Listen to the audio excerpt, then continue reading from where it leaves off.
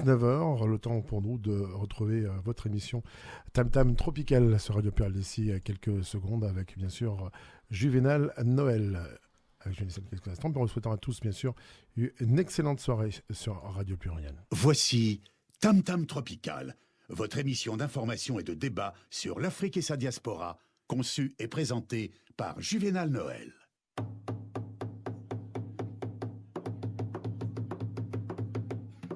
Plusieurs siècles avant la création du télégraphe, au cœur de la forêt équatoriale d'Afrique, les populations communiquaient déjà à distance, grâce au tam-tam.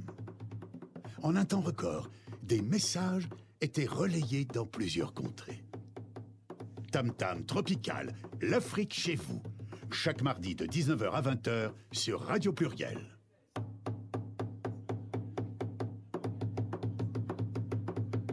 Tam Tam Tropical, votre magazine sur l'Afrique, conçu et présenté par Juvénal Noël.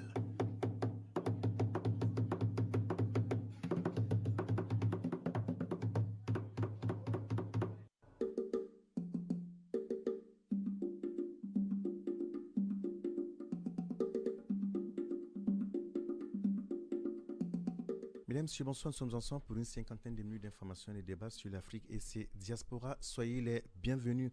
À la une de ce magazine, nous allons faire rapidement un petit tour sur le continent où on déplore pratiquement au moins 9 personnes qui sont mortes au cours d'un attentat suicide dans la région du lac Tchad, c'est en Afrique centrale. Et également, donc, il est signalé que Yahya Jammeh risque d'être arrêté s'il retourne en Gambie, l'ancien président gambien.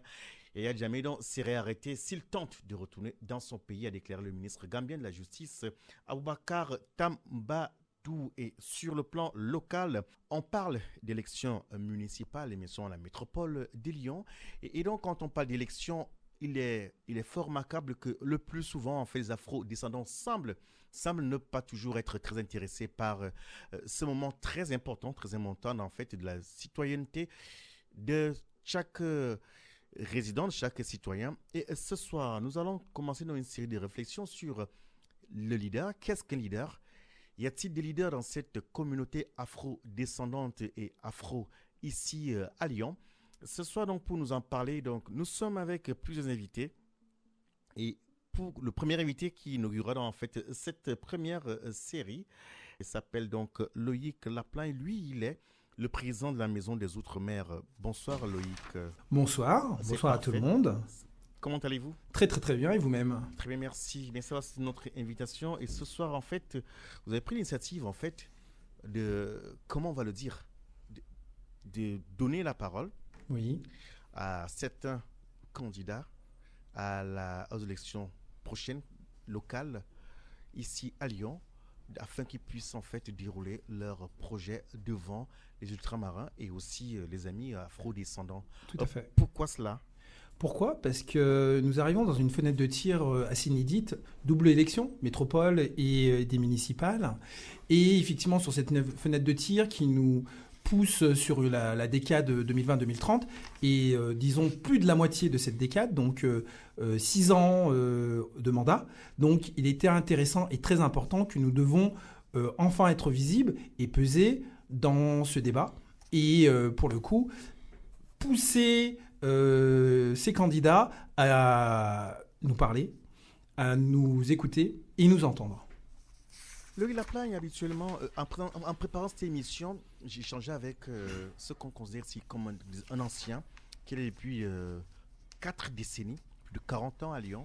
Et donc, il me disait, généralement, les afro-descendants et afro de Lyon, on a l'impression que généralement, ils sont présents pour faire les rabatteurs de voix, chauffer les salles, ranger les chaises. Et quand parfois certains d'entre eux figurent sur les listes finales, c'est toujours les moins représentatifs en fait de cela. Est-ce que vous partagez ce point de vue ? Nous partageons ce point de vue parce qu'effectivement, les acteurs, disons, de la communauté afrodescendante sur Lyon, c'est pas qu'ils ne savent pas faire les choses et qu'ils n'ont pas voulu faire les choses, c'est que derrière, il n'y avait pas suffisamment de voix de notre communauté pour les pousser à faire, d'accord ? Après, mobiliser, c'est une chose, c'est toute une stratégie, un savoir-faire, mais au-delà du savoir-faire, c'est permettre à... Il faut mobiliser, pas sur le moment, mais mobiliser sur les années précédentes. Là, en l'occurrence, de cette fenêtre de tir dont je parlais tout à l'heure, donc les élections municipales et métropolitaines 2020. D'accord ? J'entends ce que vous dites, Loïc Laplagne, mais qu'est-ce qui va changer? Parce que là, on va en fait ceux qui demandent le suffrage en fait des uns des autres, qui vont venir dérouler leur projet pour les 6 prochaines années devant en fait ces afro-descendants, ultramarins et autres. Une fois qu'ils l'ont fait, je voudrais dire, qu'est-ce qui va changer par rapport aux fois précédentes? Leur dire simplement, si vous nous écoutez, enfin, s'il n'y a pas une forme de réponse sur l'année qui suit, donc cette année 2020, concernant ce qu'on aurait pu leur dire ce que nous avons comme besoin et surtout comme problématique. Il y a une autre élection l'année prochaine, c'est la région. D'accord. Nous avons rencontré un des candidats qui a su nous écouter et qui met des choses en place actuellement et qui, nous sommes à proprement sûrs que quand un candidat nous dit « je suis en train de mettre ça en place », donc c'est vérifiable, mesurable, je connais votre communauté parce que je suis allé, par exemple, sur les territoires, là, en l'occurrence ultramarins, là, voilà, il y a quelque chose disons, de palpable, d'accord ? Et effectivement, il y a d'autres élections sur les 2 prochaines années, régionales, et les élections présidentielles et députations. Donc, l'Assemblée nationale, législative, les élections législatives. Et là, par contre, si effectivement, sur cette année, rien ne se fait pour notre communauté, on saura marquer le coup sur les 3 prochaines élections. C'est-à-dire les régionales 2021, les présidentielles, mais qui sont moins sujets, disons, à mettre la pression dans le sens où elles ne sont pas locales, et les députations. Donc voilà, il y a un moment, nous allons commencer, et nous avons déjà commencé, mais continuer ce combat à mobiliser nos populations sur la question électorale, et des fois, à quelque chose près, les choses changent, quand une partie de la population, même infime, va aux urnes et décide de voter comme un seul homme. Tam Tam Tropical, c'est tous les mardis soirs de 19h à 20h sur Radio Pluriel.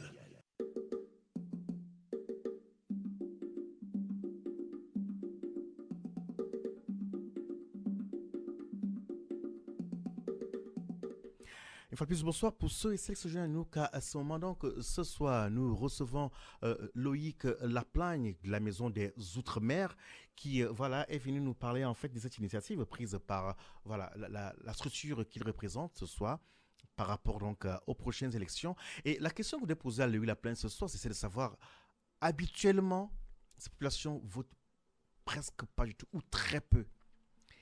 Est-ce que cette année-ci, on peut penser que ces populations iront voter?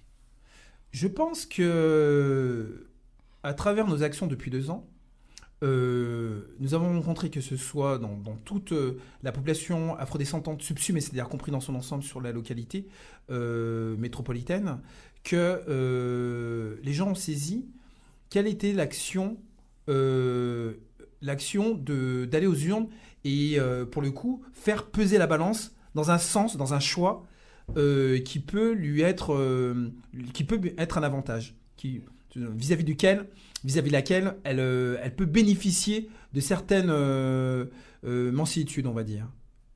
J'entends ce que vous dites, mais est-ce que le travail a été fait déjà de terrain? Parce que aller demander aux candidats de dérouler leur projet, c'est une chose, mais est-ce que les populations concernées sont suffisamment sensibilisées? Nous avons commencé l'année dernière, 2018, je dirais même 2018, simplement avec la question de la commémoration des victimes de l'esclavage et de leur abolition. Là, il y a une question identitaire, d'accord ? Et effectivement, les gens ont répondu présent et se sont saisis que cette démarche était politique. C'est-à-dire, du moment qu'on se dit, allons-y, allons commémorer au milieu de la cité. C'est-à-dire, en centre de Lyon, Lyon 2e, sur la place Antonin-Poncet, proche de la place Bellecour, d'accord ? C'est un acte hautement politique. Ensuite, nous avons, sur l'année suivante, décidé de faire une enquête qualitative avec un échantillon de 600 personnes ultramarines et leur poser des questions concernant l'employabilité, les discriminations, qui sommes-nous, où allons-nous ? Des questions assez importantes et citoyennes. Des questions qui, comment, en fait, quelque part, se constituent en lobby, in fine, quoi, en finalité. Et pour le coup, oui, nous avons mené des actions qui ont été logiques et pertinentes, articulées, structurées, afin d'arriver au jour d'aujourd'hui à, disons, une étape qui nous amène carrément sur le politique. J'entends ce que vous dites, mais je dois me permettre un petit peu d'insister, mais est-ce que, en termes de retour, ils sont prêts à user de leur droit de vote pour, voilà, pouvoir peser sur une élection? Le jour J, c'est-à-dire le jour de l'élection, on ne sera pas dans chaque appartement, d'une part, et d'autre part, pour ceux qui votent, ceux qui vont aller aux urnes, on ne sera pas dans l'isoloir.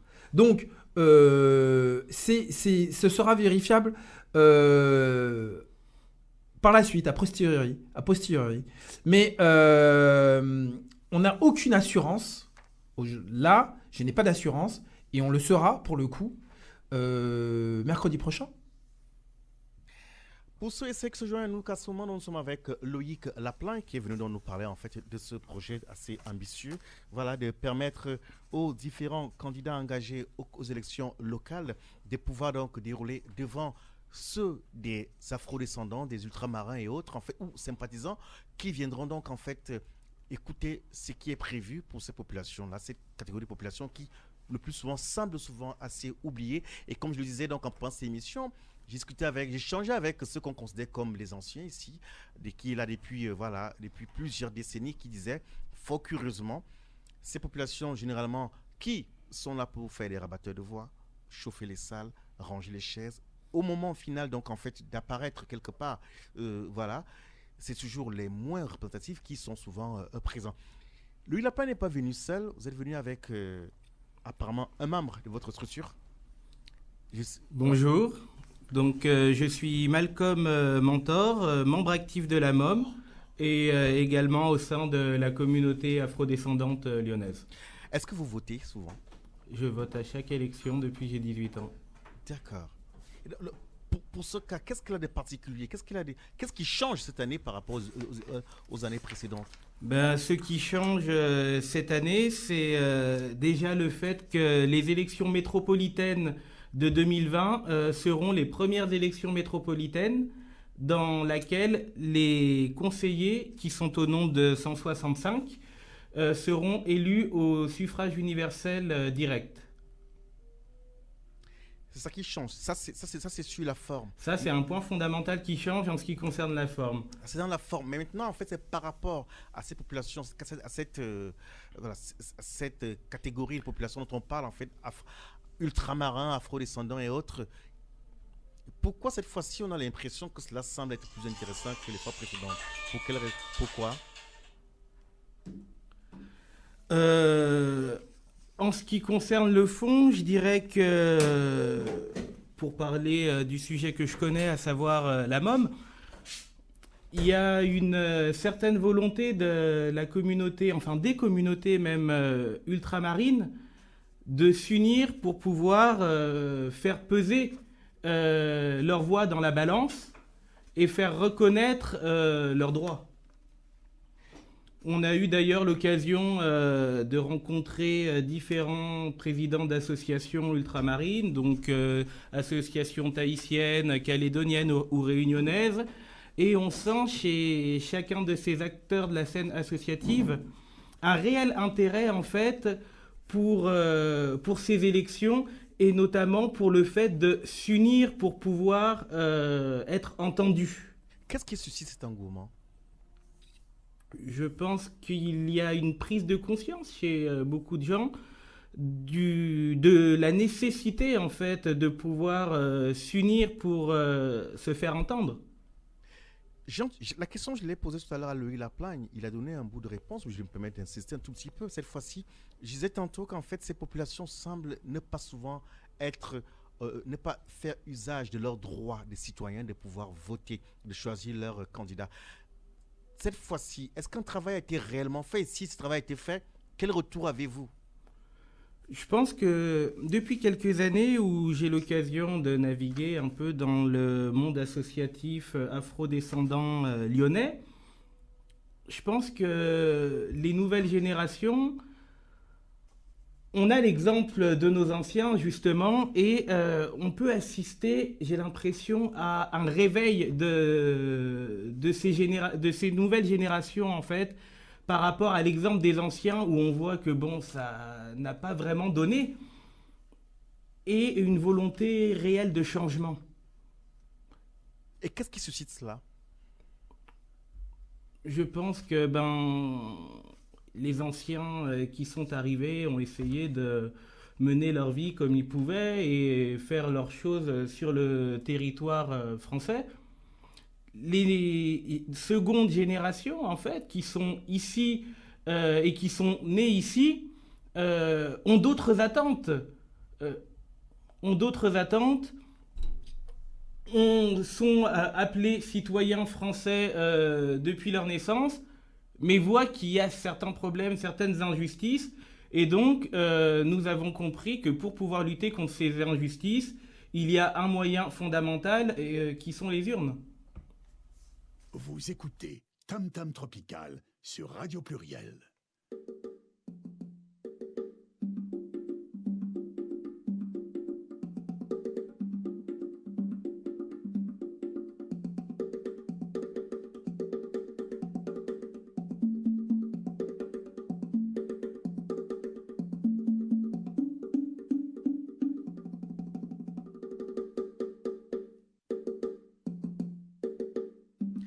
Nous allons prendre quelques brèves sur le continent. On retrouve nos invités dans quelques instants.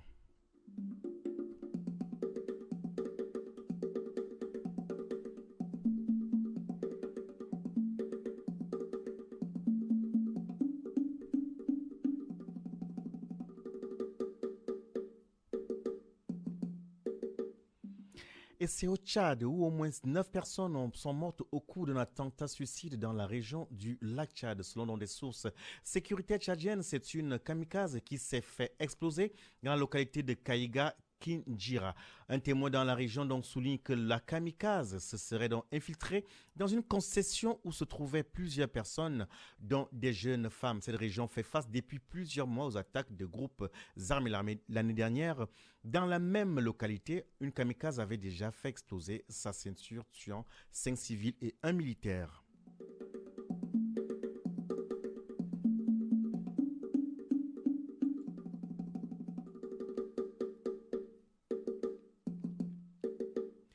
On annonçait un titre dont l'ancien président gambien Yaya Jammeh donc sera arrêté.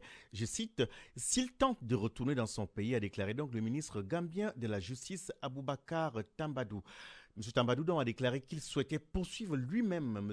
Jammeh pour sa gestion marquée donc par de nombreux crimes et exactions. M. Jammeh a exprimé son désir de rentrer chez lui et ses partisans donc affirment que son arrestation entraînera un bain de sang. L'ancien dirigeant est en exil en Guinée équatoriale depuis qu'il a perdu le pouvoir en 2017. Il a refusé d'accepter sa défaite aux élections de décembre 2016 et la CEDEAO a envoyé des troupes pour le forcer à repartir. Tam Tam Tropical, c'est tous les mardis soirs de 19h à 20h sur Radio Pluriel.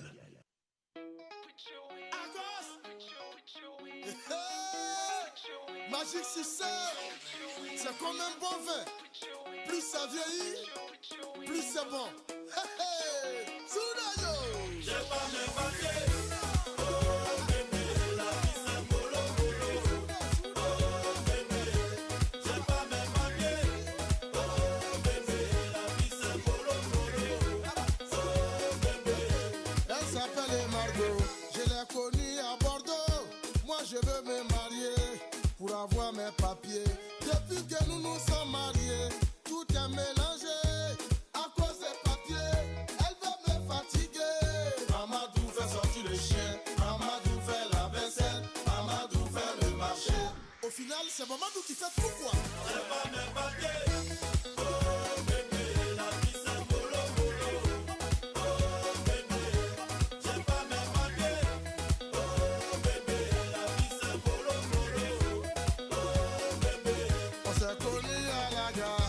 c'est elle qui m'a dragué. Moi j'étais en galère, moi je voulais mes papiers. On s'est vite mariés, mais après le mariage, il y avait tous les dangers. Et j'ai subi la réalité. Maman tout fait sortir le chien, maman tout fait la vaisselle, maman tout fait le marché. Ah là là, l'affaire est compliquée, hein? J'ai pas mes papiers.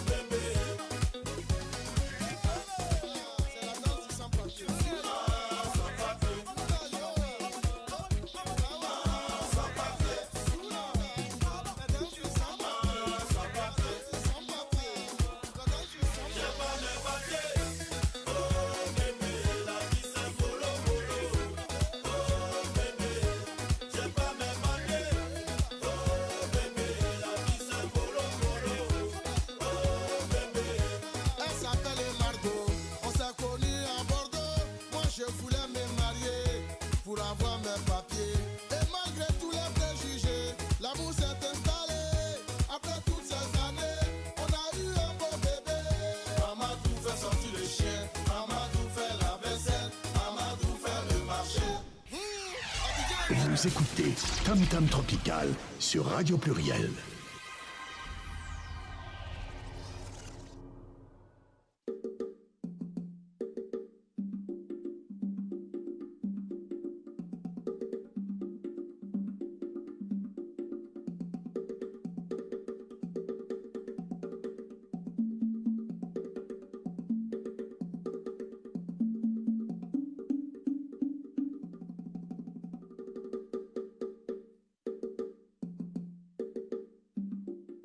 Nous sommes rendus dans la deuxième partie de ce magazine et nous recevons Sonia Emingré qui nous vient de l'association Amitié. Amitié franco-éthiopienne qui vient nous annoncer donc le Noël éthiopien. Bonsoir madame. Bonsoir. Comment allez-vous? Très bien, merci, et vous-même? Très bien, merci. Donc ce soir, vous nous parler en fait du Noël éthiopien qui sera fêté le dimanche 26 janvier prochain à partir de midi. Ce sera au CCVA, entendu dans le Centre culturel et de la vie associative, c'est à Villeurbanne. Le Noël éthiopien, un 26 janvier. Habituellement, Noël, c'est en décembre. L'Église éthiopienne, qui est autonome, suit le calendrier orthodoxe. Et là, ça fait que Noël tombe le 6 janvier. Bon, le 26, c'est un peu loin, mais depuis de très nombreuses années, à l'association, même avant la création de l'association, nous avons fêté cela une semaine ou deux, ou là, ça fera 3 semaines après. Pour nous, c'est pas une fête religieuse, c'est un petit peu comme les Français font un arbre de Noël. C'est un prétexte pour une fête, pour se retrouver entre Éthiopiens et amis de l'Éthiopie. Très bien, vous l'avez dit, mais je vais encore insister. Dites-nous, donc, quand vous faites cet événement, c'est pourquoi?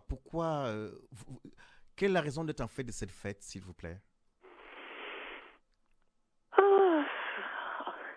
À l'origine, disons, les Éthiopiens, à l'époque, n'étaient pas très nombreux sur Lyon. On voulait pouvoir se retrouver pour pouvoir jouer de la musique éthiopienne, manger éthiopien, danser, se retrouver entre Éthiopiens. Et Noël, c'était un bon prétexte.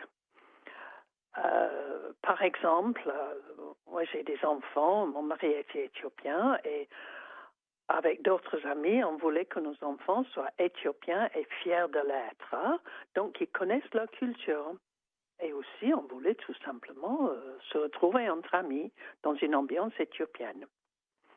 Donc ça, c'est à l'origine, mais aujourd'hui, alors, quand vous organisez un Noël éthiopien, c'est pourquoi de manière générale? Parce que ce dimanche, le 26 janvier, donc vous allez de nouveau fêter cet événement. Ce sera pourquoi? Parce que on le fait depuis avant la création de l'association. C'est devenu pour nous une tradition de nous retrouver à cette époque et de faire une fête familiale. sympathique de nous retrouver. Il y a des gens qui viennent des fois d'un peu loin, des gens qui ont adopté des enfants qui viennent de la région grenobloise, par exemple, ou d'un peu plus loin. Ça fait un bon prétexte pour se retrouver. Très bien. Alors, qu'est-ce qui est prévu durant cette journée? D'abord, le repas, un bon repas éthiopien. Le repas éthiopien, je précise, c'est un genre de galette qu'on appelle injera qui est posée sur l'assiette. Et là-dessus, on met différentes sauces, généralement assez épicées. Le 26 janvier, on a prévu de faire un repas très typique avec du poulet, avec des œufs. Parce que les Éthiopiens, quand ils font une sauce avec du poulet, ils mettent des œufs dedans. Et puis on aura aussi des lentilles, des épinards, un plat avec choux et des carottes, et pour que ce soit un repas assez équilibré. Et puis on fera un dessert, ce qui n'est pas du tout éthiopien, mais on est bien une association franco-éthiopienne. Et en France, on a un dessert. Ensuite, on aura une présentation des particularités de l'Éthiopie par notre coprésident Dr Sintayou, et puis une introduction à la musique éthiopienne par un jeune musicien éthio-français, un défilé d'habits traditionnels éthiopiens et aussi d'habits créés par une styliste éthiopienne qui est sur Lyon. Puis on mettra de la musique et on dansera. Et pendant tout le temps, il y aura une expo photo affichée, de belles photos de l'Éthiopie. Et il y aura aussi une expo-vente d'artisanat éthiopien. Il y a beaucoup de belles choses en Éthiopie. Vous écoutez Tam Tam Tropical sur Radio Pluriel.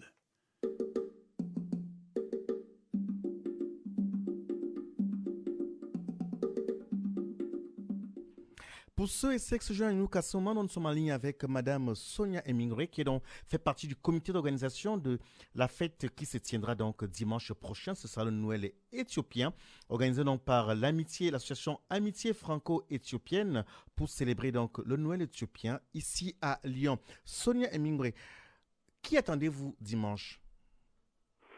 Toutes sortes de gens, des Éthiopiens, des gens qui sont il y a des mariages mixtes, éthio-français, des gens qui ont d'autres liens avec l'Éthiopie, qu'ils ont appris à connaître par des voyages ou par d'autres raisons, des gens qui ont adopté des enfants éthiopiens. Il y a une période, il y avait beaucoup d'adoptions. Certains étudiants, on espère, il y a pas mal d'étudiants éthiopiens sur Lyon, mais malheureusement, ça tombe là en période d'examen cette année, mais on verra. Toutes sortes de gens, très volontiers avec des enfants. Bien. Il y aura à manger et à boire, vous avez dit. Il y aura un beau défilé. Est-ce que tout cela est gratuit? L'entrée est gratuite. Pour le repas, non, on ne peut pas offrir un repas gratuitement. Donc, on demande 20 € pour le repas, le dessert et une boisson, et thé et café, tout compris dans le repas. Et sinon, on peut toujours prendre thé, café, dessert, boisson séparément, mais ça, forcément, c'est payant. On n'est pas là, on est une association culturelle, mais aussi humanitaire. Donc, si nous arrivons à faire un peu de bénéfices, ce sera pour nos projets en Éthiopie. Mais l'entrée, si vous voulez juste venir voir ce qui se passe, l'entrée est gratuite. C'est le repas et les consommations qui sont payantes. Bien, Sonia Emingre, merci beaucoup. Je rappelle à ceux et celles qui se joignent à nous qu'à ce moment, que vous êtes donc membre du comité d'organisation du Noël éthiopien, l'association Amitié franco-éthiopienne qui organise dimanche 26 janvier prochain à partir de midi au Centre culturel et de la vie associative CCVAC à Villeurbanne. C'est le 234 cours Émile Zola. C'est bien à Villeurbanne.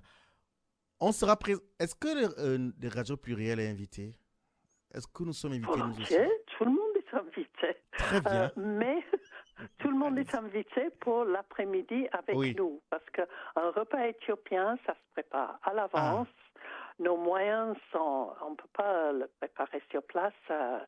les galettes, les sauces, tout ça se prépare à l'avance. Les quantités sont déjà prévues, donc désolé, pour cette fois-ci, le repas, ce serait difficile, mais des desserts, des boissons, là, il y en aura toute l'après-midi, oui. Et tout le monde est très bienvenu à venir faire la fête avec nous. Très bien. Merci encore et bonne soirée. Merci, bonne soirée à vous. Au revoir. Merci, au revoir.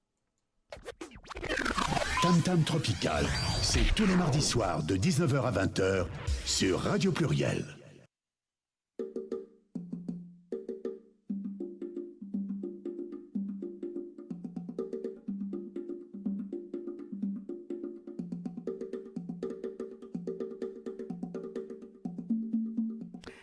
En guise de rappel, nous rappelons donc l'histoire de l'Éthiopie, donc précisons qu'elle est la plus ancienne, en fait, anciennement chrétienne de l'histoire après l'Arménie. Noël est traditionnellement complètement différent du Noël occidental, appelé Djena, où l'idée chez les Abesha et Kole, chez les Oromos, donc le Noël éthiopien n'est pas centré sur le Père Noël, le sapin de Noël ou sur le don de cadeaux, même si ce dernier peut se pratiquer.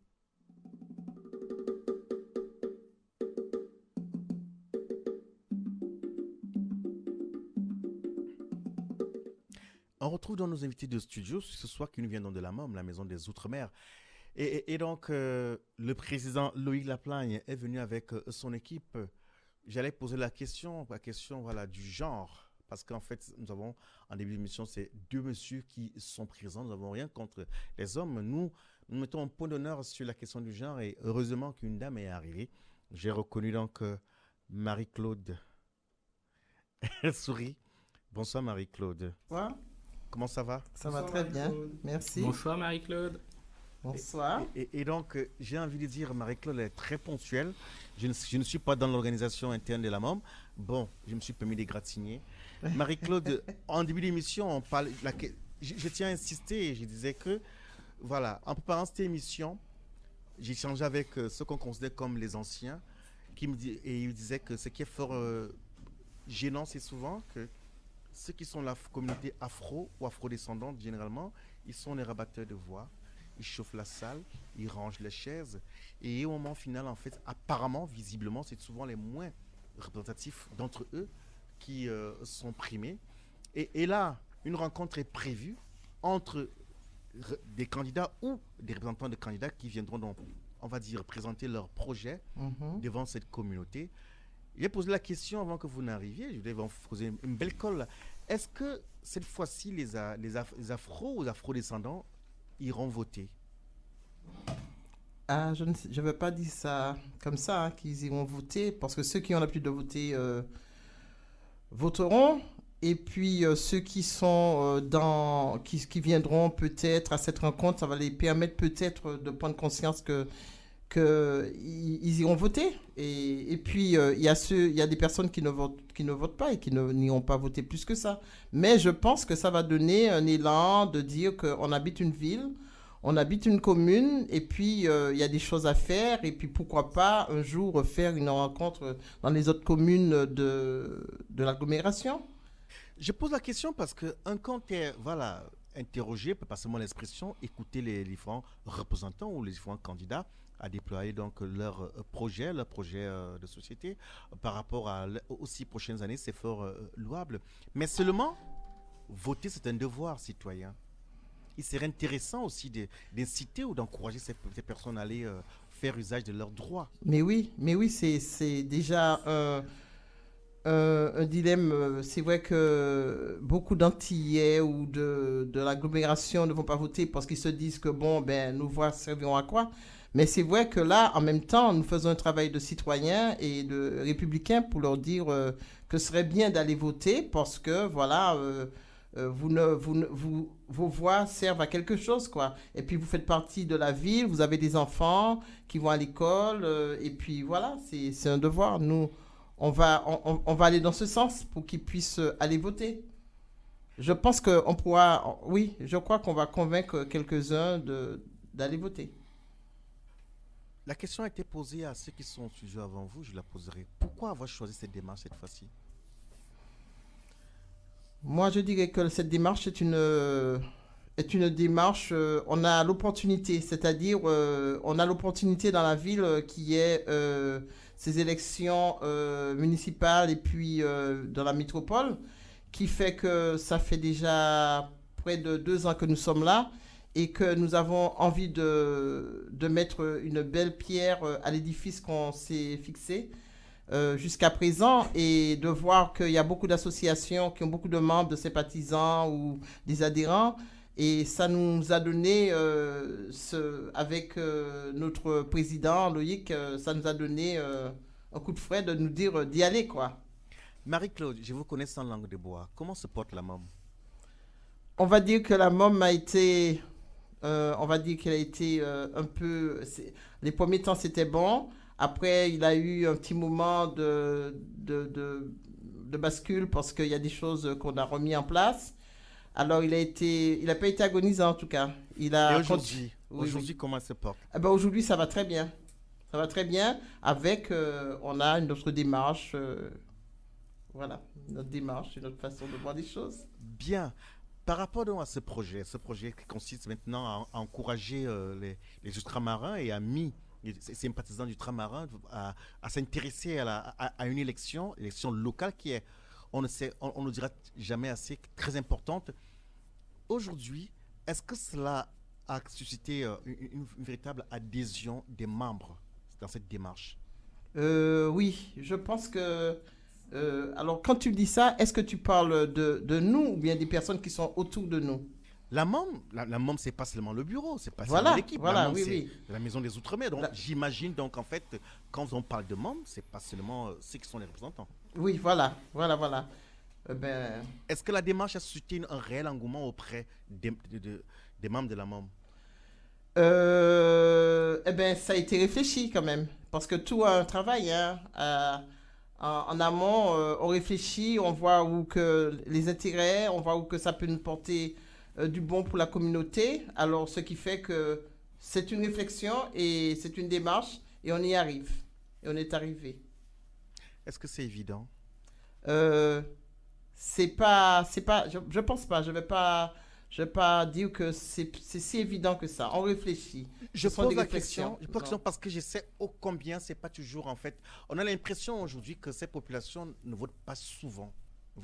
Peut-être parce qu'elles ne se sentent pas concernées par ce qui s'est fait. Et pourtant, c'est un droit très important, c'est même un devoir citoyen très important. Parce que je demandais, en fait, aujourd'hui, là, des candidats ou des représentants de candidats viendront donc présenter, on va dire, dans les grandes lignes, ce qui sera l'objet, ce qui sera leur projet pendant les 6 prochaines années. Mais les concernés eux-mêmes, est-ce qu'ils adhèrent à la démarche? Quel est le ressenti que vous avez à quelques jours de cette rencontre-là?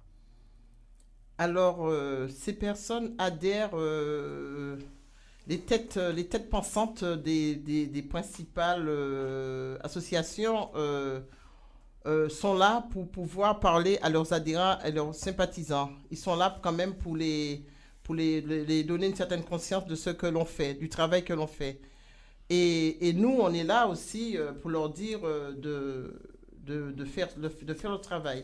Parce que c'est pas si évident, parce que de toute façon, on dit que la population antillaise ne vote pas, mais c'est pas qui ne vote pas, on est toujours au résultat. On veut savoir ce qu'on va voter, ce qu'on va faire. Et ça se passe aussi même dans le monde du travail, hein, quand il y a des élections dans les comités, tout ça, tu sais, c'est pas si facile. Marie-Claude, vous êtes militante de terrain. Donc, il y a ce qu'on dit, il y a ce que vous avez pu expérimenter dans le temps, militant associatif de longue date, avec une bonne expérience. Quand on dit, pourquoi, selon vous, ces populations ne votent pas généralement? Enfin, je veux dire, dans la grande majorité. Pour quelles raisons, selon vous? Est-ce que je veux dire qu'ils ne votent pas? Ceux qui ont l'habitude de voter voteront et votent et voteront. Hein. Moi, je pense que c'est la nouvelle génération qui arrive aujourd'hui, qu'il faut les emmener dans cet esprit républicain de pouvoir voter et de savoir qu'autour d'eux, qu'il y a des personnes qui peuvent travailler pour eux.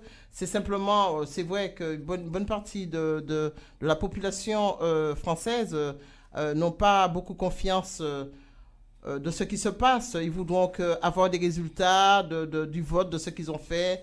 et puis être impliqué dans la vie de la cité, dans la vie politique, la vie municipale, quoi. Et c'est ce qui fait que les gens, voilà, ils sont là en train de se demander, on va voter, pourquoi? Mais bon, moi, je vais les inciter à aller voter quand même, malgré tout, parce que c'est tout à fait normal qu'on vote. C'est un droit.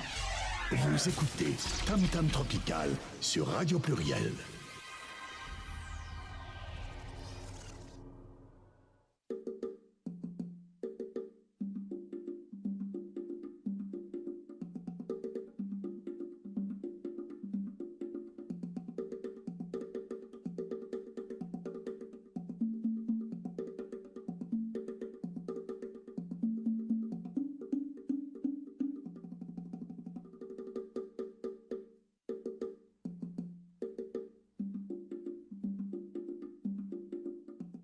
Nous allons prendre ce communiqué qui nous vient de l'association Makeda Saba qui a l'honneur d'inviter donc en fait le public à la seconde édition lyonnaise de la journée mondiale de la culture africaine et afrodescendante au programme donc du 18 janvier au 14 février donc cette année, atelier, conférence, exposition, le futur c'est le temps à venir, le futur proche c'est celui dans lequel on se projette, le futur lointain c'est celui dont on rêve. Quel avenir donc pour la création artistique en Afrique? Comment le continent doit-il gérer ses ressources en pleine crise écologique? Quelle sera l'Afrique du futur entre questionnements sur l'avenir du continent, science-fiction et afrofuturisme? Donc, venez découvrir le programme de la JMCA, entendez donc en fait Journée mondiale de la culture africaine.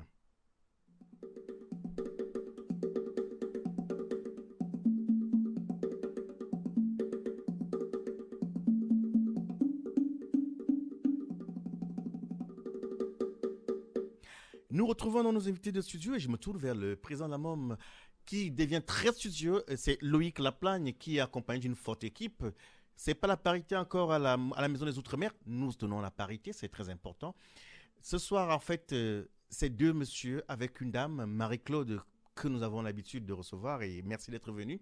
Et Loïc Laplagne, qu'est-ce qui est prévu donc concrètement à la rencontre à laquelle vous conviez donc le public, amis, vous avez dit les ultramarins, amis de l'Afrique et amis sympathisants en fait, voilà, d'afro-descendants. Nous attendons 150 ultramarins, voire plus, 5 candidats, représentant 5 partis majeurs, donc les têtes de liste, pour le coup. Et nous auront des questions à leur poser. Donc, ils auront chacun 5 à 10 minutes pour présenter leur programme, voir leur bilan et expliciter quel est l'inédit de cette double élection métropolitaine et municipale. Et nous aurons l'occasion donc, de donner à chaque entité ultramarine, donc Nouvelle-Calédonie, Guyane, les Antilles, l'île de la Réunion, la parole, Tahiti aussi également, la parole. Ils poseront des questions concernant leur situation ici sur la métropole lyonnaise. Et c'est assez important que chaque communauté ou chaque, disons, habitant de ces territoires puisse poser une question qui les concerne, qui concerne leur vie, leur quotidien, sur leur vie ici en métropole. J'entends ce que vous dites, le Glaplagne, mais en même temps, cette communauté semble dans le passé souvent assez divisée. Dans le cadre de cette élection qui s'annonce, est-ce qu'il y a une volonté quand même de resserrer les rangs?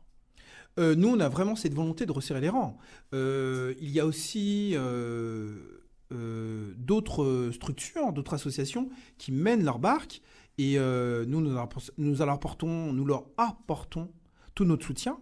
Là, effectivement, nous sommes la présidente de la maison. Je suis président de la Maison des Outre-mer, donc je parle au nom de la Maison des Outre-mer, mais nous avons aussi des sympathisants qui seront présents, d'autres